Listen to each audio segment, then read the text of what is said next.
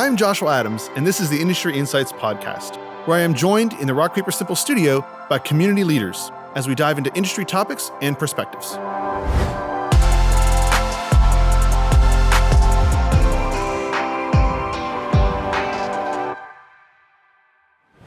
Thank you for joining us. Today I have Conroy-Baiter, President of Junior Achievement of the Space Coast, of which I am also a board member. I've been for quite a while now at this point. It is an organization that I believe in quite a bit on the financial literacy side especially.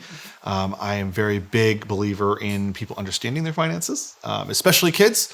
Getting that solid footing from the very, very beginning is super important, and it's something they don't learn otherwise. So I'm really excited to be a part of it. I'm excited to have you here to chat about community engagement specifically. So let's dive right in. Okay. My first question for you is, why do you feel community engagement is important?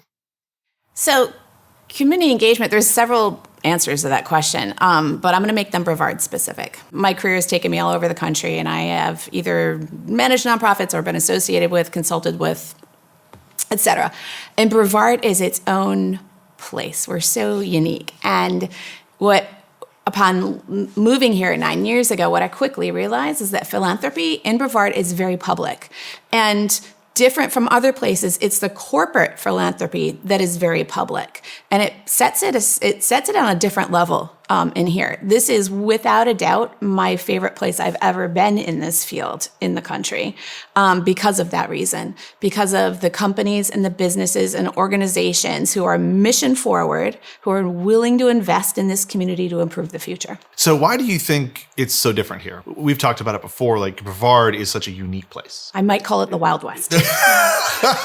It's such a unique place. There's so many different things here. And where else do you have a melding of so many different things? High tech and space and tourism and a huge side of the military industry and the defense industry. Yeah. I can keep going, right? We have huge, multiple billion-dollar industries here. Yeah.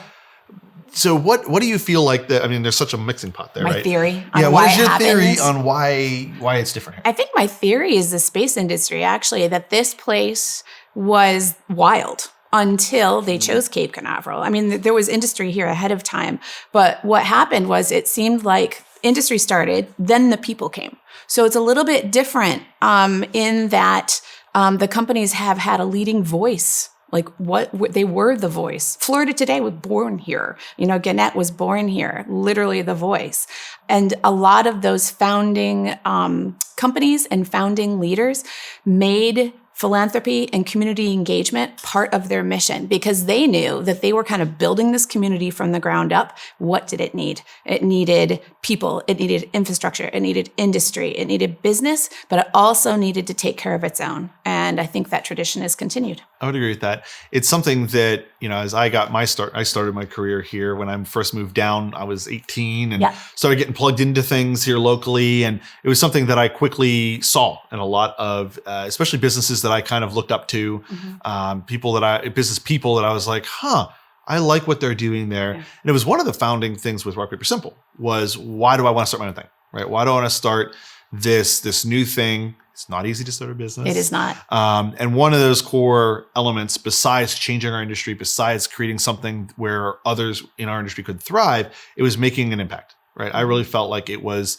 a God-given responsibility to give back, to serve, to build others up. And it was really cool because there was a lot of others to follow. Yes. That were already doing that. Yeah. If that makes sense. Yeah, there's a history. That history of community engagement is actually documented and part of JA.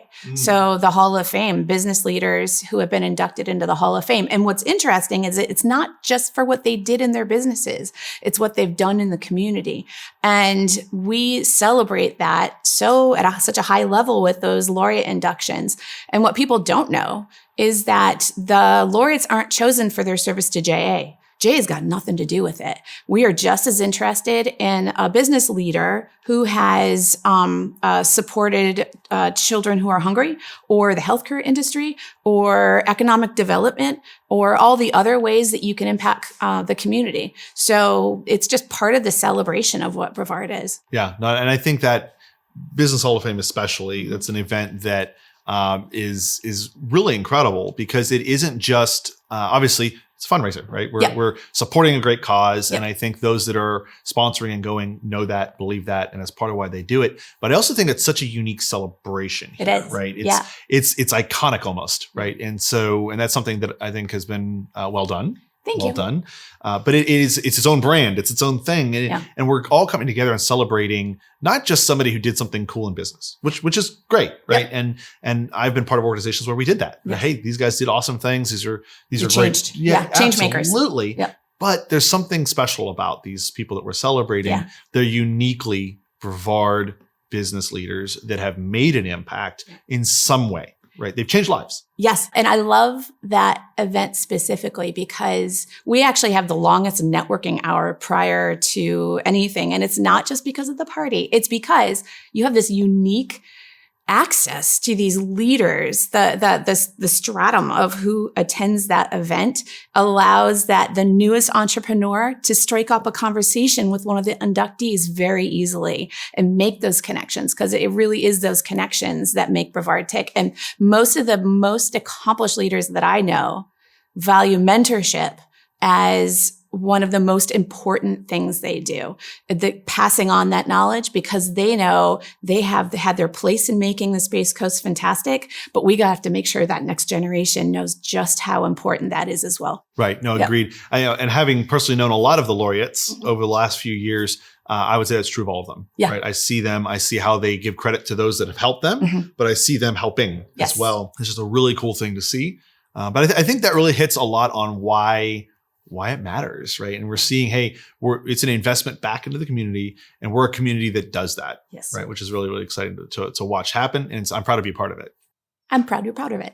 So as a board member, I know that you got involved with JA because of financial literacy. It's a cause near and dear to you, that our young people have the skills to thrive in life. But it's interesting to me that you identify like that because you are one of the ultimate entrepreneurs. So I'm wondering how that works out with you. Right. Why does that part of it attract me more? Because JA is more than just financial literacy, right? And it's about those other things, including entrepreneurship. And even though that is a core piece of it, right? We are teaching kids that aspect of it. I find that financial literacy part, that was why when I sat down with Mark Malik, actually, and he said, why do you want to be a part of this? I said, it's the financial literacy piece. And the reason being is so many people don't have that. They don't have an understanding of their money. And it doesn't make them illiterate. That's not what that means, right? But what it does mean is that most are not taught how to use their money. They're not taught what a budget is. They're not taught, they see it as a bad thing. They see budgeting and budgets as a bad thing. And it's almost something to be feared. Yes. Right? And so many people have a unhealthy relationship with money, whether it's leaning on money to make them happy or it's being afraid of money. Many people are afraid of common money. anxiety passed on from generation to generation. Yeah. And many marriages struggle because of money. And many times it's not even just the lack of understanding of that money. And so how many people argue about money? I mean, you always hear that battle. And so I've seen the difference between someone who understands it and someone who does not. Growing up, I was fascinated by investing books and money books and things like that. And so I understood it early on. Yep. And something my dad always used to say, I wish they taught this in schools. I never learned any of this in schools. I never learned any of this in the school. And so it was something that I learned a little earlier, but also had a lot of friends who didn't understand it. Yeah. I've had people that I've sat down with to coach through something and said, wait a minute, do you have a budget? Because they were struggling with how to get their hands around things. And I was like, let's sit down. And I've sat down with people and coached them through getting a budget. JAUSA came out with a new vision statement this year. And it's, beyond teaching kids financial literacy, entrepreneurship, workforce readiness, they changed it to something more aspirational. And what it is teaching kids the skill set and the mindset to thrive in their futures. Because when you think about all the things you're teaching with financial literacy or those other things, it's tools. If you start viewing money as a tool in your life on how to achieve things, it completely changes the game. Right. Completely. Right. Looking at money as a fuel piece, right? Versus, hey, this is the fuel for the journey. Yeah. I've heard that said, that money can be a fuel to the journey, and then you have destinations. Where are you trying to get? Yep. And it's not a destination, right? Earning is not a destination, but there are many people who earn substantially less than others who are much happier and much more secure. Because they're in control. Because they're in control of those finances, right? Debt's not out of hand. They're not outspending their earning. Yeah. I absolutely know people that would be considered not high earners that would be looked at as very, very successful. Yeah. Because they're much more wise with their money. Yes. Right? You see one of the top, I think in the top 3 careers of millionaires, one of those happens to be a teacher. I can't remember which one, if it's third or second, but it's because they're so smart with their money. It's not that they have high earners, right? These are not high earners. They're very wise with their money. Deliberate and intentional. They're deliberate, intentional. And it's really wild, right? A great analogy is, and this comes from JAUSA and their marketing team, which actually I appreciate marketing. So I'm always paying attention to these things. But one of their new videos is called Game Time. And what it does is it lays out that you would never send a team out on a game playing field without the rules of the game. You'd never go to a hockey match and not expect all the players to know the rules of the game. And yet we're releasing entire generations of children into the world saying, good luck, kids. You don't know the rules and we will hold it against you. There are penalties along the way. So I love that JA is evening the playing field. Yeah. Entrepreneurship is a passion of mine, right? I've been an entrepreneur since I was a little kid, right? I mean, I had my first business, I was 8, a little strawberry patch, and I had little businesses. Joshy. Yeah, right. So I love it, but it doesn't apply to everybody. No. Not everyone is cut out to be an entrepreneur. Nor should they be. Being an entrepreneur is hard. Yeah. It's a hard life and it's a stressful life. And I don't recommend it for everybody. There's self-analysis tools within every entrepreneurial program that kind of say, these are the ones for classic and these are not classic entrepreneurial. Right. It's not for traits. you. And that's not a bad thing. It's just knowing what you're getting yourself into. Absolutely. Right? And I've literally had people come to me and say, I want to start a business, et cetera. And I myself start with why. Why would you do that to yourself? Yeah. But that said, the financial literacy applies to everyone. Yep. And I think that's why I'm so passionate about it and excited about it. I still remember early years of starting the business and making no money.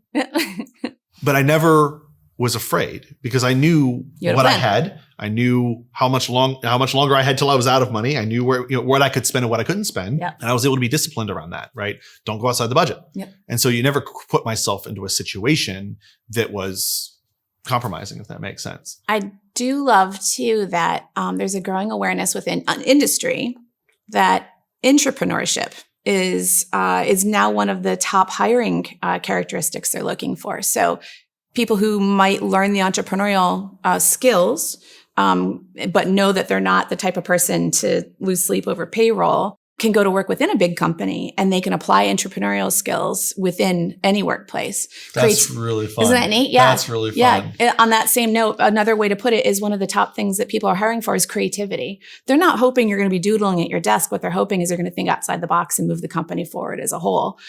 So I love that those skills can be applied elsewhere. Yeah. Yeah. There's a lot of good that JA does. It's just that piece of it really gets me excited. And I think it absolutely changes lives. Absolutely. I agree. So I've been on the JA board for quite a few years now. Yeah. It's been a wonderful pleasure.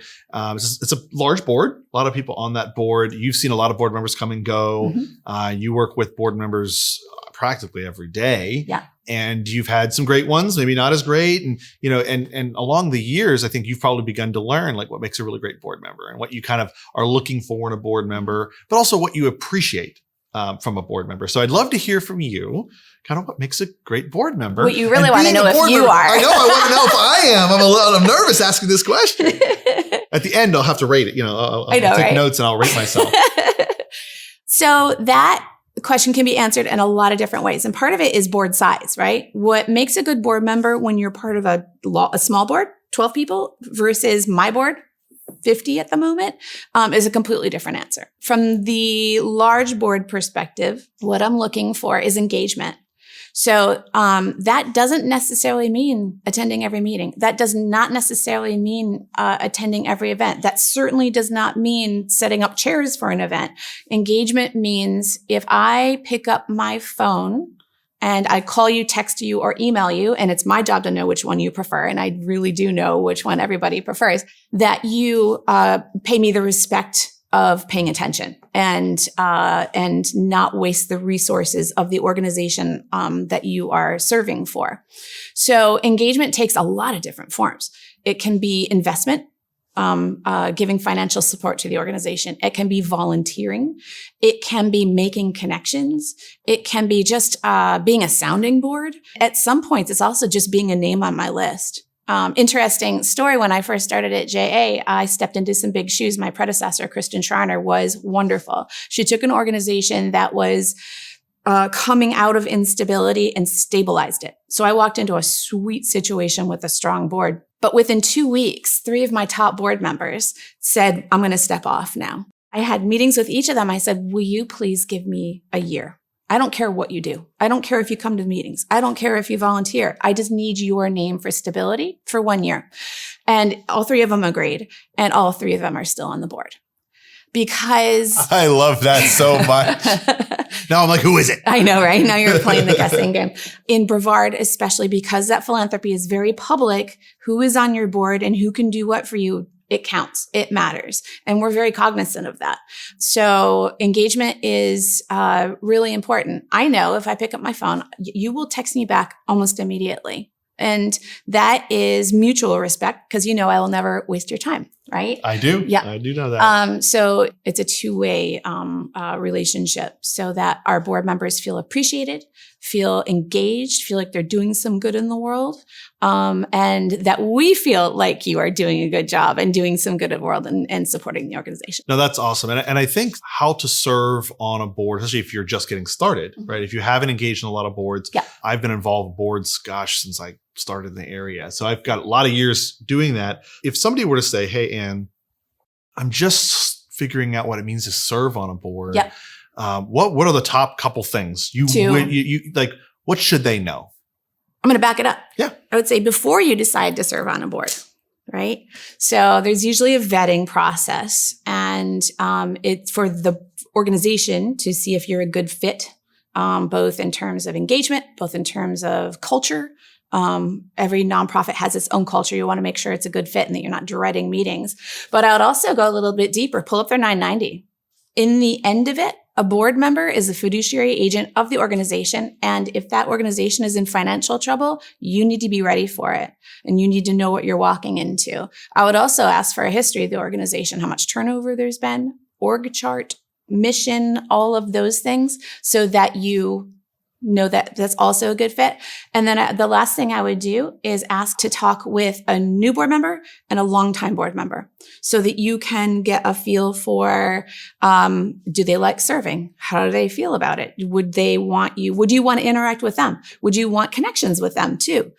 So that ultimately this is an organization I can feel proud of, I can help, and I can move forward. No, I love that. I love that. I think understanding, will you be all in? Because there's an element of just getting on a board sometimes that's like, okay, I'm on the board now. Yeah. But ultimately you want board members that are going to contribute, be engaged. Like you said earlier, they're going to be engaged, whatever that looks like. And does look different. And I have noticed the difference between a large board and a small board. A small board does need a little more activity. Yes. If you serve on a small board, you are going to be doing more. There is a chance you'll be licking envelopes. And that's okay. Yeah. Like if you're a doer, that is ideal. Right. But do know also that when the executive director is standing at the board meeting saying, I need help with this event, everybody knows it. Don't make direct eye contact. But if you're serving on a small board, you got to make direct eye contact. You have to be there. Right. And you do for the large board, but it's not all on you all the time. So what's it like being a member of the nonprofit community here in Brevard? I have to say, even though there are about 1,500 nonprofits in Brevard County, the collaboration and community within nonprofits it's fantastic. I was lucky enough to serve as the co-chair of the Nonprofit Council for the Melbourne Chamber the past 2 years. And you see it in action. You see the larger nonprofits interacting with the small ones. You see the leaders that have been in positions for longer, mentoring the younger up and comers in the nonprofit world. Maybe the best thing I can illustrate this by is I recently pulled out an old strategic plan for JA. It was about 2001, and they did a SWOT analysis. The strengths, weaknesses, blah, blah, blah, blah, blah. But they said that the number one threat to JA of the Space Coast was other nonprofits. Interesting. Yeah. The exact opposite of the way I approach working in a and that community. was before you were 2001's way before. Well before. Yeah. And it actually explains that why nonprofits go through these cycles, right? The different leadership, different ways of thinking about it, about working with others. Collaboration is one of the things I think is what can make a difference in a community. Since starting 9 years ago, the EDC are collaborators, We Venture, Groundswell, Legacy Angel Network, the chambers. We're now members of all the chambers, including the Black Chamber, because we're competing for dollars, but guess what? There's enough dollars out there that if there's mission alignment with an investor, they will choose the ones that are near and dear. And if all the nonprofits can work together, share resources, share ideas, best practices, we are all the better for it. Absolutely. United Way does a fantastic job of bringing nonprofits together also. So the atmosphere in Brevard is unique and special. Is there anything that you wish was different? So there is some duplication of services. And that happens when there's 1,500 nonprofits, there's going to be duplication. So it's hard to say stop duplicating, but maybe collaboration can take care of a lot of those things. The other thing is large companies moving into Brevard.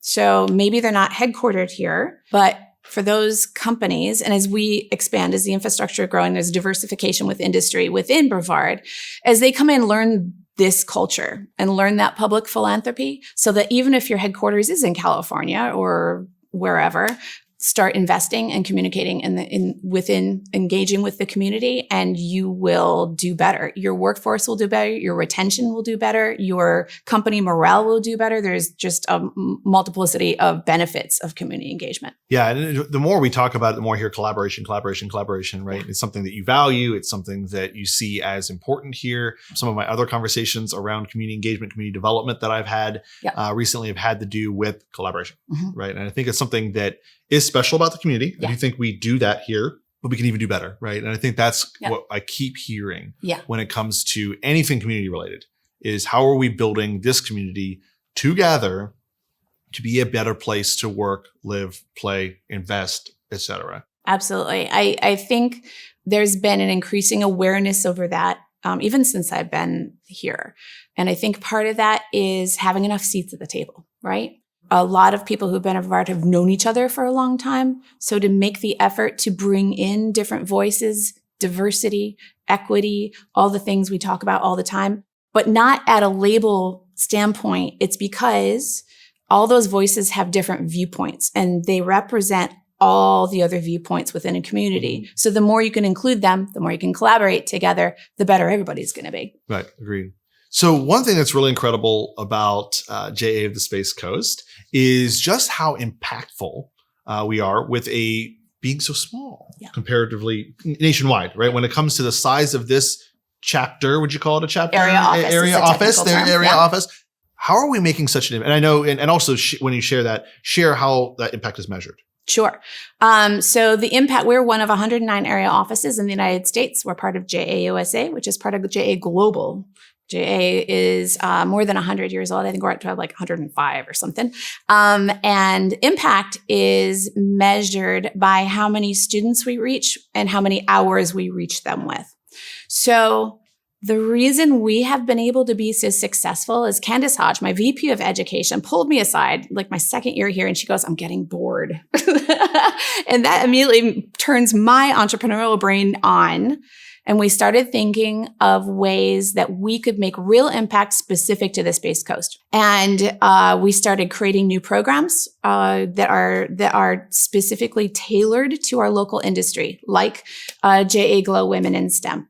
We are inspiring young women to pursue STEM careers with lessons that apply to any career. And we were in front of 50% of all the secondary students, female students in Brevard this year. We will reach the other half next year. And that is because we live in a STEM industry. You know, it would be, and those STEM companies, I talk to those CEOs, and they are dying to even up that equity because they know that women bring an important voice into the workplace. On the other side of that, we know women still make 80 cents on the dollar, right? And the way to close that wage gap is to steer women into careers that are high power, that are high paying, that are important to the overall structure of society. So we are able to give those lessons to say, no matter what you do with your life, stand on your own 2 feet. Stand on your own 2 feet. Another program we started was near and dear to you, Money 101, which is financial literacy. So this program, we curated the best of what JA had to offer to create a program that takes kids from age 16 up to age 21 with all the financial decisions that they need to make in those crucial years. Everything from getting your first job and reading your first paycheck and, oh, wow, where did my money go? And deciding, return on investment on career choices versus education choices, which is stressing those kids out. They are so worried about making a mistake that another thing that JA is really good about doing that locally we make sure we emphasize a lot is there is no straight line. There's no straight line. It does not exist. So that, as long as you're collecting education and experience and people and networks and momentum, you can be successful if you change 5 times in your career choices. So that entrepreneurial approach that we teach kids, we actually also apply. And the second reason we've done so well is that board of directors.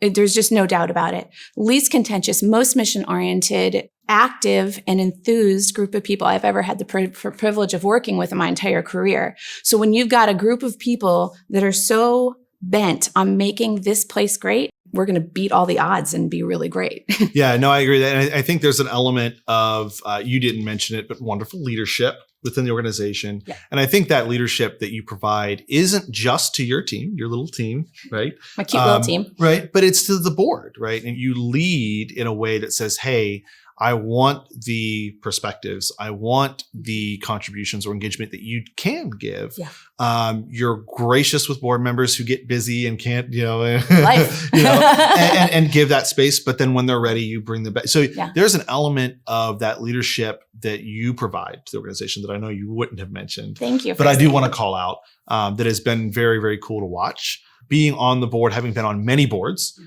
this is one of the best run ones. Thank you. And that's a credit to you. There's 1 or 2 other boards that I've been on that have been well run. Not that the others are, it is what it is, but there's a very different magic that happens when it's well organized and you know what to expect and there's no surprises and there's not guilt when you can't, so there's an element there that is hard to find. So I do want to commend your leadership on that as well. I love it. And that might be part of it. Mm-hmm. I'm grateful every day that I get to do good work with good people. And help kids.